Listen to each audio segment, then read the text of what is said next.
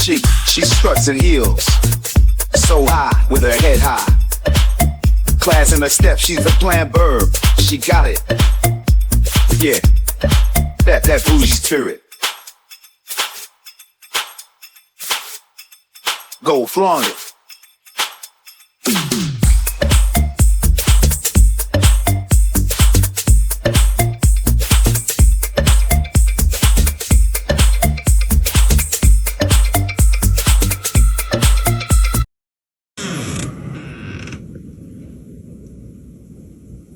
You're full of snow.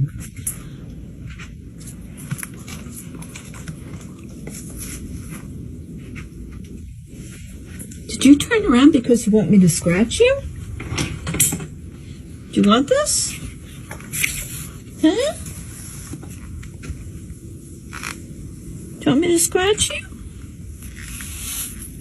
Get all the snow off you? Huh? Get the snow off you? That's coming off of you. If you turn around. Hey y'all, I'm in classes, so I'm going to do a brief piggyback off of one of Urban Bougie's recent videos regarding the Natal conference, or the NatalCon.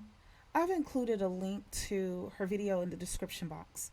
And for those of you who are new to my channel, tuning in for the first time, I'd like to give you a heartfelt welcome. My name is Angela, and welcome to my channel, Angie the ENTJ. Please be sure to like, subscribe, comment, and click on the notifications bell so you'll know whenever I upload any new content. So, as I was saying earlier, I am piggybacking off of Urban Bougie's video titled "Tradcon Men and Conservative Leaders Discuss Natalist Strategies to Boost the Birth Rates." Oh, this is comical. This is comical. Not her, but the topic, okay? I felt the need to add a bit of history mixed with economics because I saw an opportunity to present an angle that may help others to understand like a bigger picture of what is really going on within this space between the ears of our opponents. There's this term on the medical side of things known as homeostasis, which basically means keeping everything steady, balanced, or at an equilibrium, okay? So, for instance, think about it. It's hot outside, right? And you're walking around, you begin to sweat. Eventually, your body will become dehydrated. So your body will send a signal to your brain basically saying, hey, we need some water. And your brain will say, all right, to the body, and also will send a signal to your mouth and your throat to give you a sense of dryness and thirst, indicating, hey, we need water. So you simply find some water, drink it, and you're back to being hydrated. Your equilibrium is restored, and you've returned to a state of homeostasis, or a state of balance, or a state of equilibrium, right? Simple. Okay, so bear that in mind because I'm going to give you a hypothetical situation here. It'll make sense if you bear with me. Just bear with me. Now imagine the same exact scenario with a person who, instead of grabbing some water to drink because they're sweating, they're hot, and they're obviously thirsty, they're fanning themselves, instead of grabbing some water, they grab a packet of salt. And you, likely being a good Samaritan, look at them and say, hey, you're going to need some water, or if you take that salt, you're going to pass out. You may even go so far as to begin looking for some water on their behalf to give to this person. And while you're attempting to help them, to your surprise, they get angry with you and defiantly consume the packet of salt. And just to show you how much they believe that salt will quench their thirst, they go and find a bucket of salt and start taking fistfuls and putting it in their mouth to eat. Think about it. Crazy, right? So you see them bloating up. You see them starting to develop signs of a heat stroke and other disturbances within their body is happening before your eyes, and you're now pleading with them to just trust the process and drink some water so that they don't pass out. And it seems like the more that you plead with them, the angrier they become, the more salt they consume until eventually, after calling for an ambulance and they show up, you walk away so that you don't see the inevitable, right? Sounds crazy because it is. Well, the reason why it sounds crazy to you, and me too, is because what we understand and the other person refuses to accept is that whether we like it or not, our bodily equilibrium is governed by natural processes that are beyond our control. We simply have to respect it, or else we may be harmed as a result, right? So, for instance, too much salt can lead to high blood pressure, cardiovascular problems, just like too much sugar can lead to cavities and diabetes and blindness. Too much alcohol can lead to liver and possibly kidney issues. Well, the same can be said for other aspects of our existence, and this is seen within the realm of economics. And I say this because economics deals with how to handle a limited amount of resources in a situation where there is unlimited demand. So, for instance, I'm sure that everyone listening right now, if somebody were to hand the keys to a Rolls Royce to you, even if you did not like the car, you would accept it. Even if you didn't like it, you'd probably be like, what, I'll trade it for something that I want, right? However, Rolls Royces are expensive for a reason. They're customized to a buyer's taste, and it's not unusual to find rare materials in its construction that require the work of skilled artisans, which takes many, workman hours. Even if the company Rolls Royce wanted to create 8 billion of them and give one to each person on the planet, they wouldn't be able to, there would not be enough supplies to meet such a demand. They would run out of resources and they wouldn't have what it takes to construct so many. So, bearing that in mind, let's go over those scenarios again, but this time we will insert patriarchy. So here we are. You see, we are at an imbalance, we're thirsty, due to the presence of patriarchy. However, if we implement the Nordic model, which will act like water, and that Nordic model, for those that don't know, is basically universal education, universal health care, guaranteed shelter, paid parental leave, paid maternity leave, daycare, and so forth, then we will reach a state of social homeostasis once that thirst is quenched and patriarchy goes away. And that homeostasis appears as us being healthier, wealthier, more educated, more financially stable, and with a longer lifespan. And for my naysayers, because they're always lurking, no, I'm not promoting communism. Norway is not a communist nation, or the Nordic region is not a communist nation. And another thing, this is part of the reason why I point out the Nordic model, because it's already being done. So it's not some fantasy that I'm pulling out of thin air. There are already people on this planet that are doing it. And it has also been replicated in one form or another within other parts of the world as well. So we're thirsty.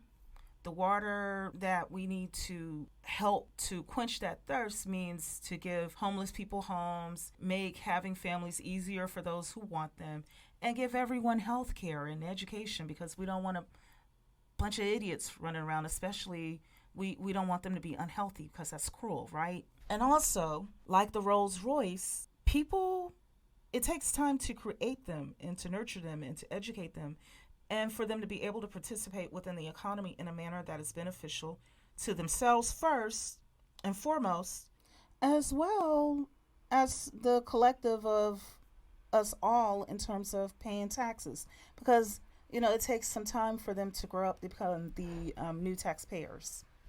Okay? So, now that we have that in mind, let's continue. So we get thirsty from patriarchy, drying us out.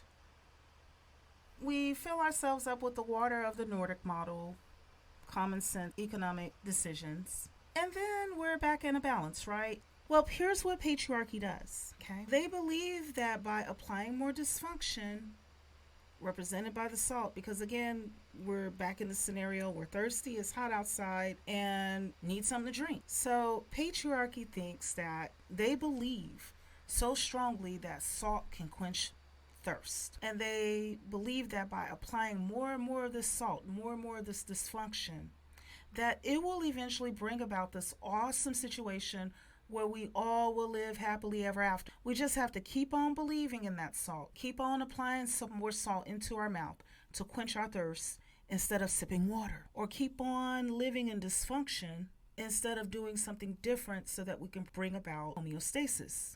And they keep on applying the salt. They keep on applying the salt with the genuine hopes that it will get the patriarchy cranking right back up.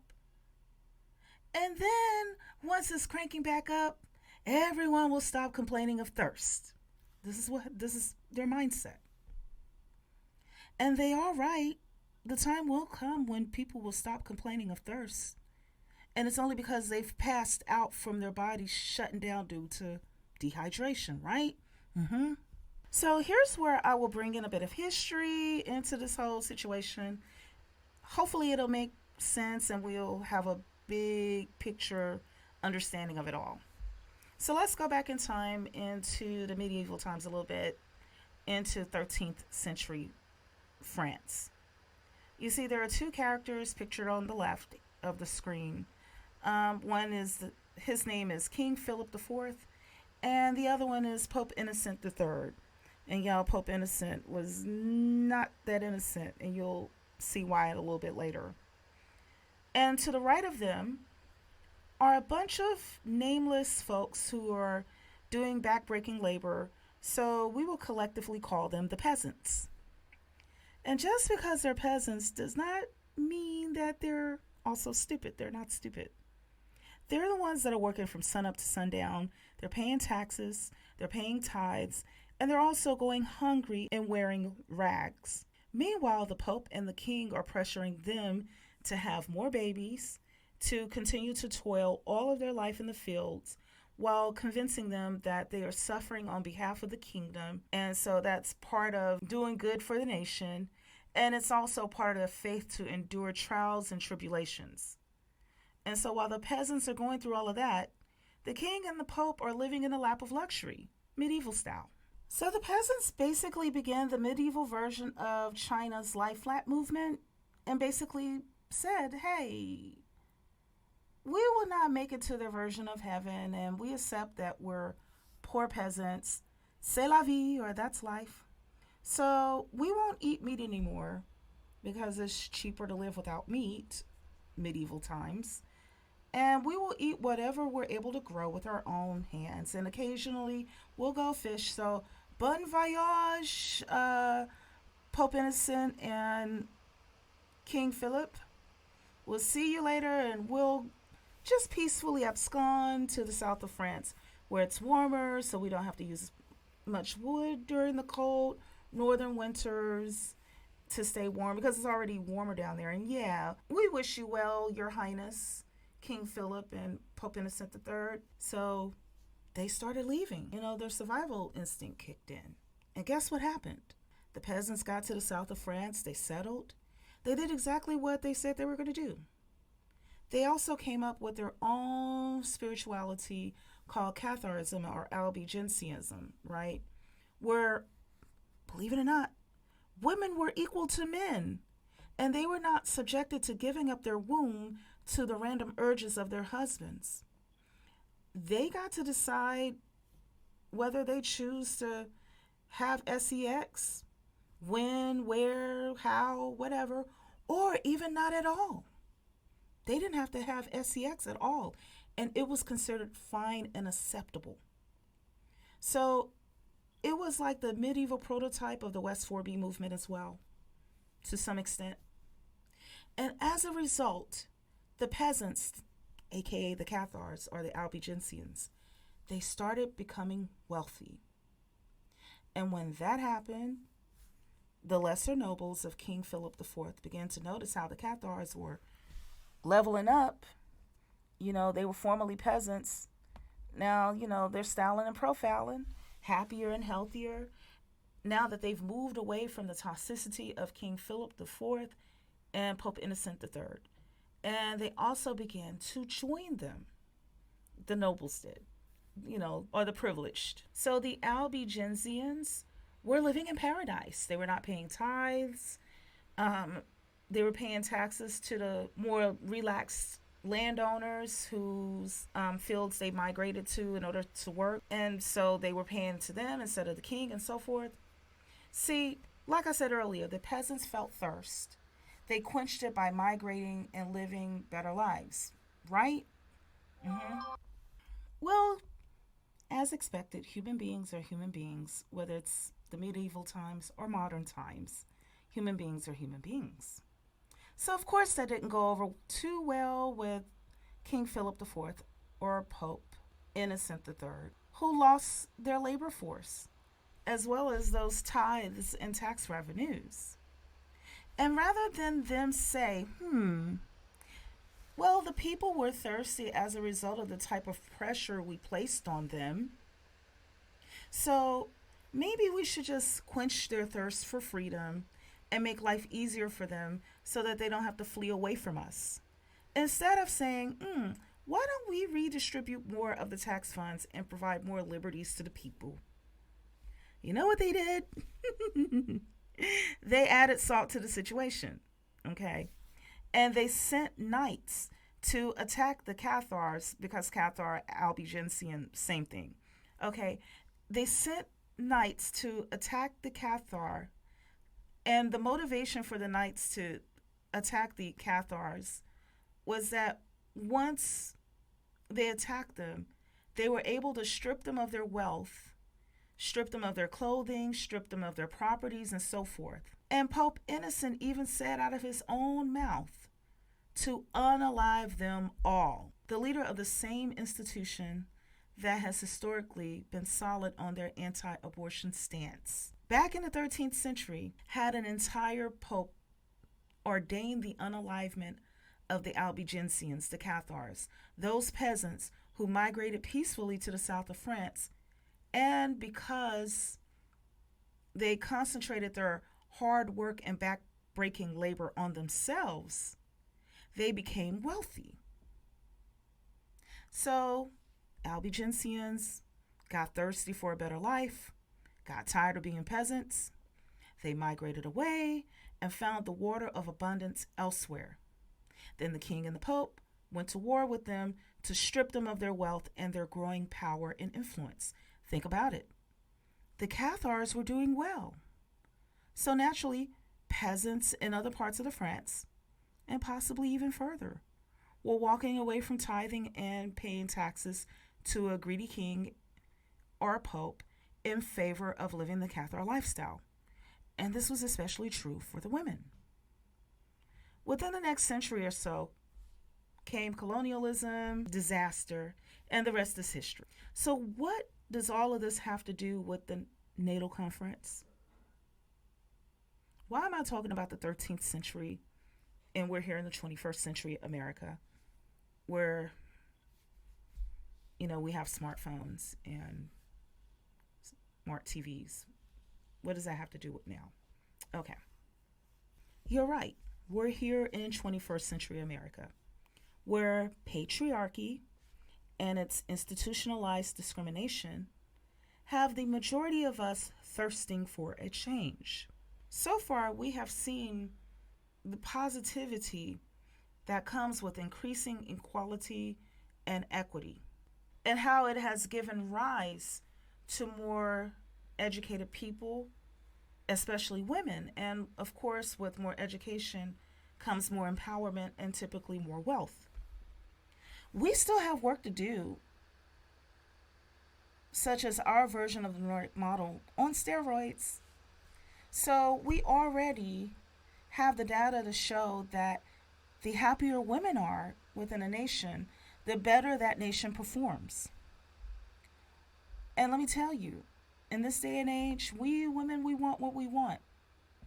We don't want some watered down, compromised, over-negotiated version of what we want what we want.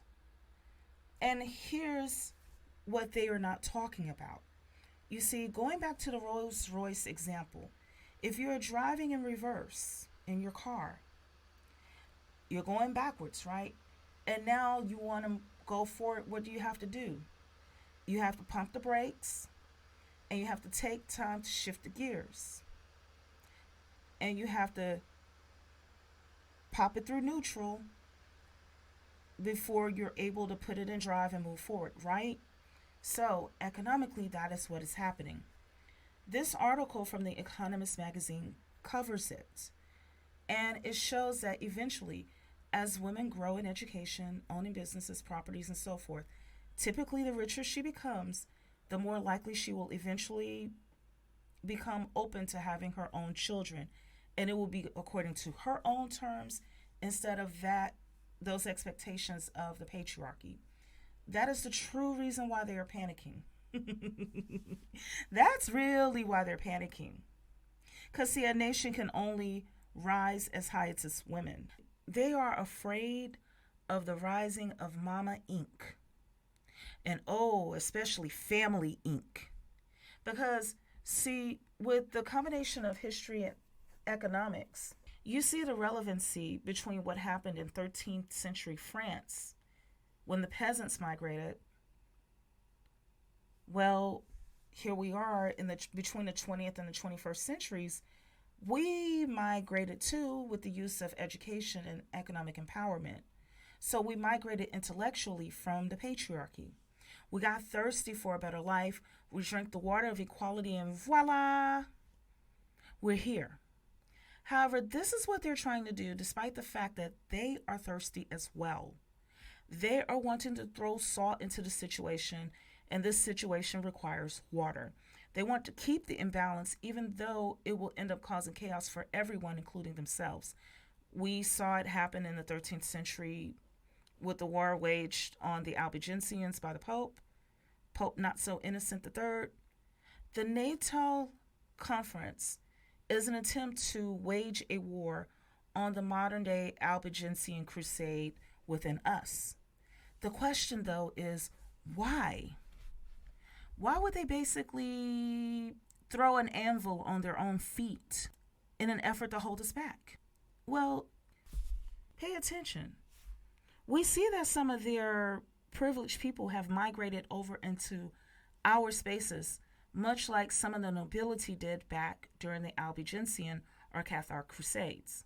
Well, the next thing that is going to happen is that they're going to have a lot of deprived males on their hands who are wondering why they have not received the promise of their utopia, their Shangri-La, their nirvana, their heaven on earth, or the happily ever after they were promised by the people that they looked up to. Because, see, history has shown that when men get angry, they rebel violently. And so what we're dealing with these tradcons, it's like, I'm sure some people in my audience, unfortunately, have been in the situation where you're late on a bill and the bill collector is calling you. Well, they're afraid of the bill collector calling them in the form of a bunch of angry men making demands on them. This is why they're so avid about turning back the hands of time so that they can avoid the violent ending of their schemes at the hands of the men who were once their loyal followers. It's not only happening here in the U.S., by the way, this is global. The major way that can deal with the situation is to implement the Nordic model. This will give everyone what is needed in order to thrive, while also giving the brainwashed males who have been rendered to be unsuitable. Listening to their leaders has crippled them, okay? Crippled them to the point to where they're unsuitable, they're unmarriageable. So it will give them the ability to have licensed and trained professionals who are paid an income and also get vacation time to be at their disposal to help them to manage their lives.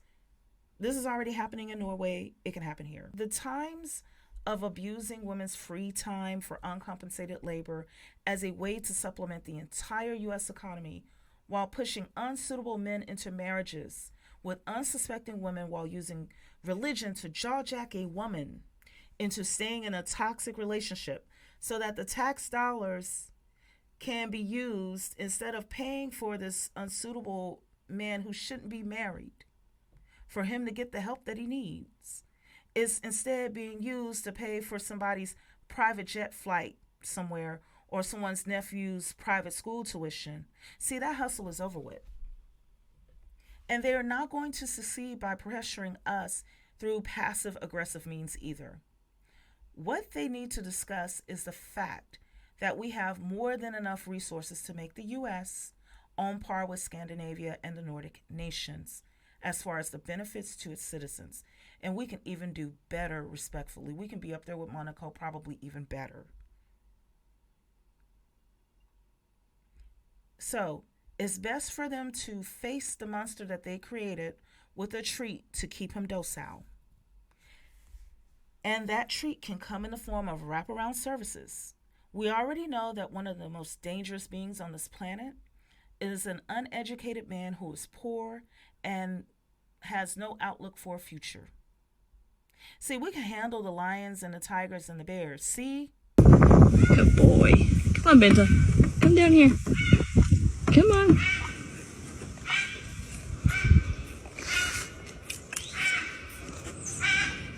Good girl.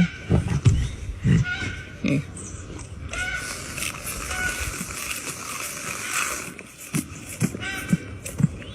Come here, Bruiser Bear. It's a big bear.